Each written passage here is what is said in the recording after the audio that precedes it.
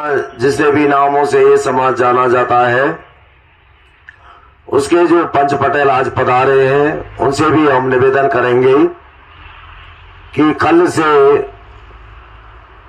7 नवंबर सोमवार से बूंदी जिले की तालेड़ा तहसील में अत्तासा गांव के पास ये माली सैनी समाज का धरना अनिश्चितकालीन चलेगा, क्योंकि 2013 से ये समाज अपने बच्चों को नौकरियों के लिए सरकार से मांग कर रहा है। इस समाज ने लगभग अब तक 6,500 से ऊपर नुक्कड़ सभाएं की। इस समाज में जो कमेटी काम कर रही है वो फूले आरक्षण संघर्ष समिति प्रदेश राजस्थान के नाम से कर रही है। लगभग सैकड़ों तहसील हेडक्वार्टरों पर बच्चों को नौकरियों के लिए 12% आरक्षण की मांग को लेकर एसडीएम साहब को मुख्यमंत्री के नाम ज्ञापन सौंपे। साथियों,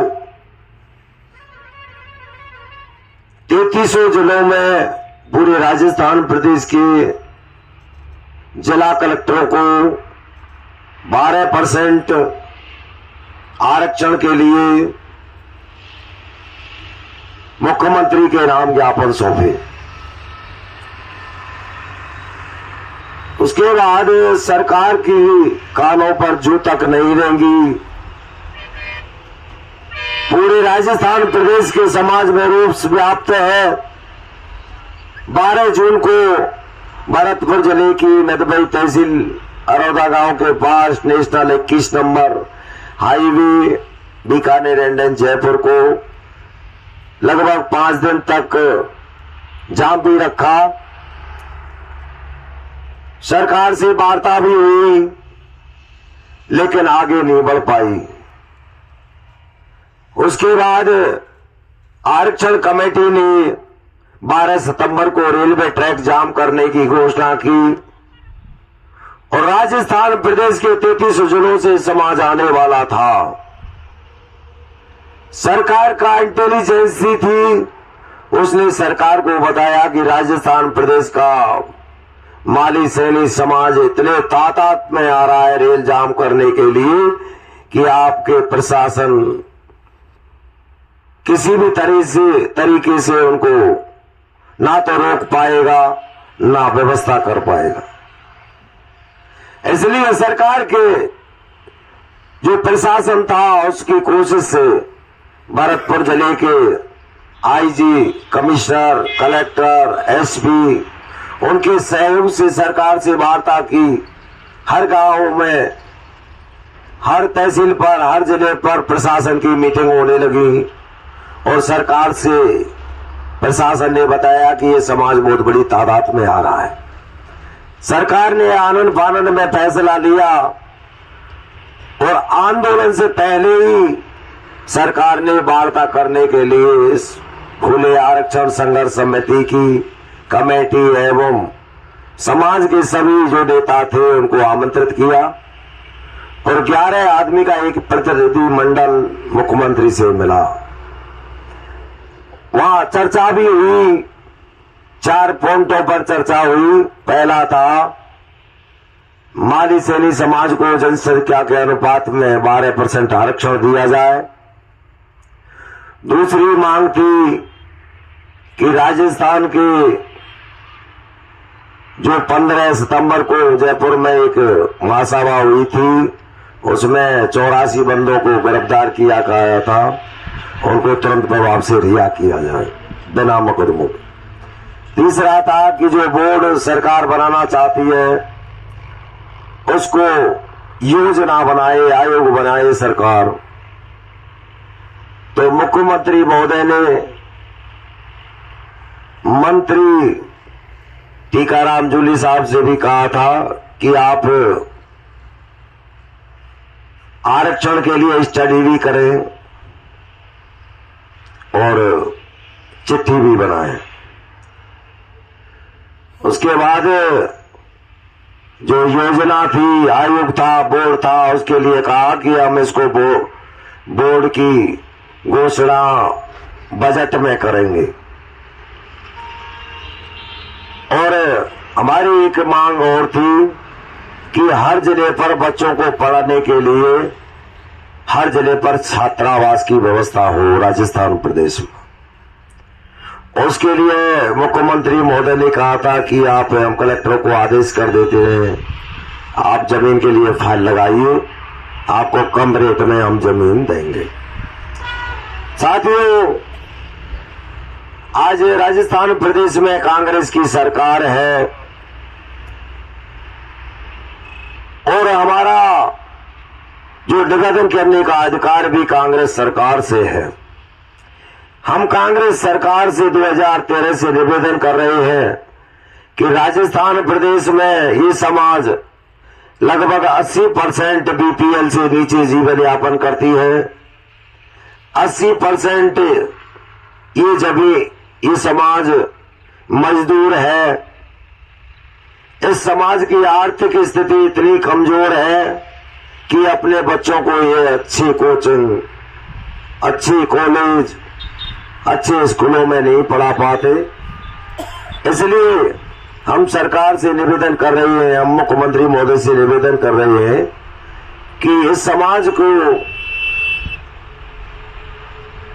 स्थिति सुधारने के लिए, इसकी चाहे सामाजिक स्थिति हो, चाहे आर्थिक स्थिति हो, चाहे शैक्षणिक स्थिति हो, चाहे राजनीतिक स्थिति हो, इसकी स्थिति सुधरनी चाहिए, क्योंकि देश में सभी का समानता का अधिकार है और संविधान में भी समानता का अधिकार है। आरक्षण की व्यवस्था देश में क्यों की गई? वो इसलिए की गई कि जो कोई तबका या कोई जाति या समाज या कोई वर्ग यदि कमजोर है तो दूसरे समाजों के समानता में लाने के लिए आरक्षण की व्यवस्था की गई। इसके लिए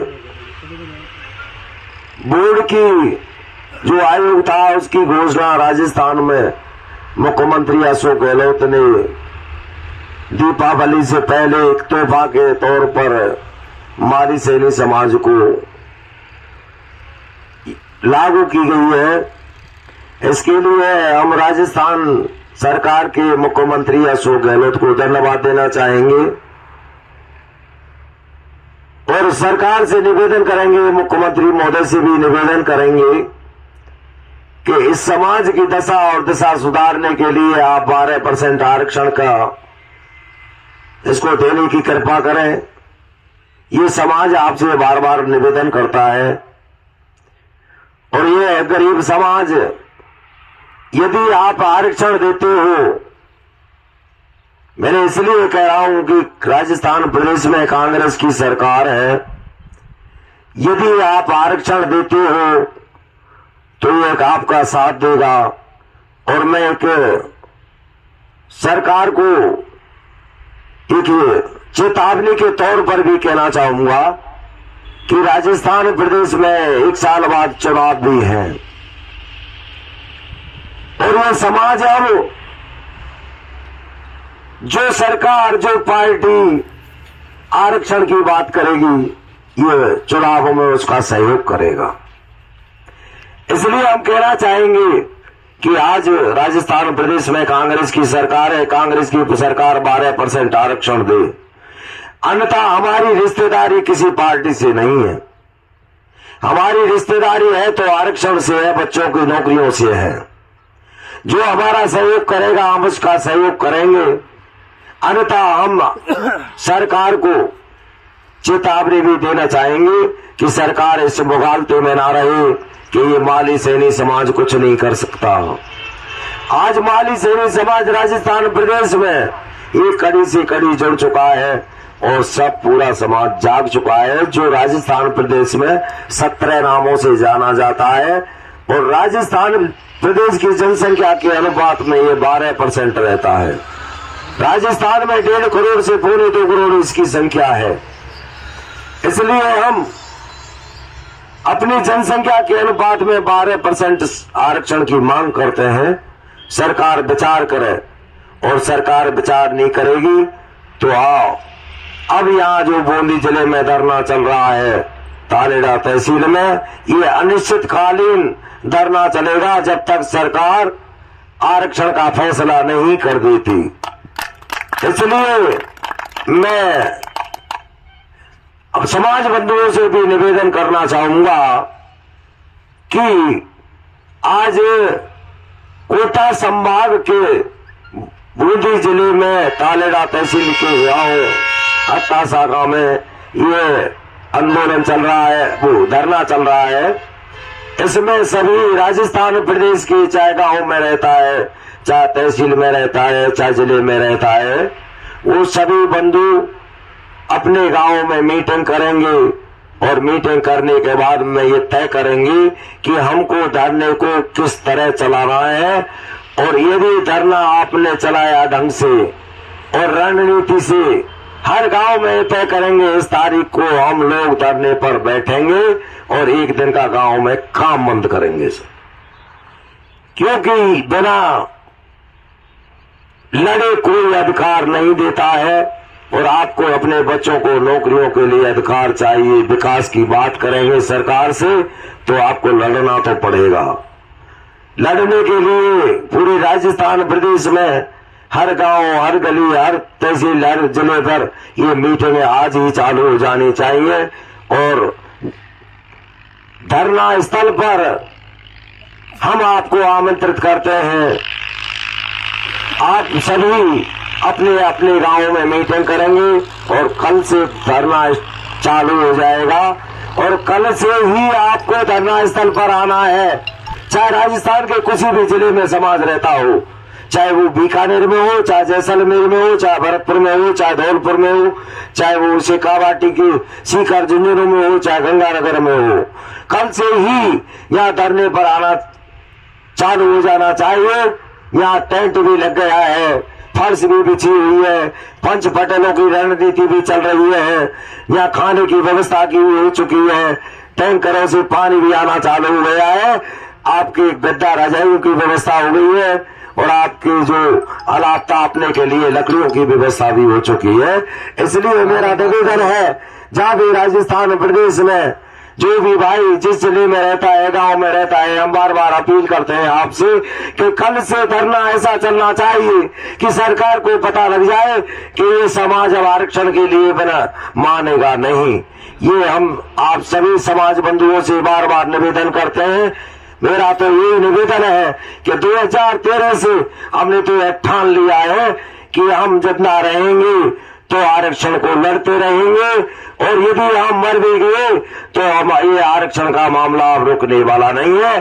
क्योंकि राजस्थान जिले में अब ये समाज कड़ी से कड़ी जुड़ चुका है और ये अपनी लड़ाई को आर पार लेकर जाएगा। और अब मैं कहना चाहूंगा, समाज बंधुओं से भी कहना चाहूंगा कि आपको अपनी लड़ाई लड़नी है और धरने प्रदर्शन पर आना है और अपने सुझाव भी पेश करने हैं, क्योंकि आगे हमने क्या करना है। हमारी लड़ाई सरकार से है, हमारी लड़ाई सरकार से है। सरकार यदि आपकी वैसे नहीं सुनती है तो आपको जो भी करना है उस पर रणनीति आपको तय करनी है। इसलिए सभी पंच पटेलों से, सभी अपने समाज के बंधुओं से हम निवेदन करना चाहेंगे कि धरना स्थल पर आप जरूर पधारें। आपने हमको सुना, बहुत बहुत धन्यवाद। अभी आपके सामने कोटा से योगेश जी भी आए, वो अपनी बात रखेंगे। कोटा से योगेश जी।